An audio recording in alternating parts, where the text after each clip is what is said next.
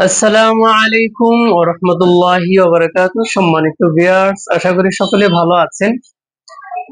এই সময়ের এবং এই মুহূর্তের সবচেয়ে জনপ্রিয় একটি ল্যাপটপ 840G6 মডেলের 8 GB র্যাম এবং 256 SSD Core i5 8 জেনারেশনের এই ল্যাপটপটি মেটালিক একটা ফিল আছে, এজন্য সকলের পছন্দ এবং স্লিম।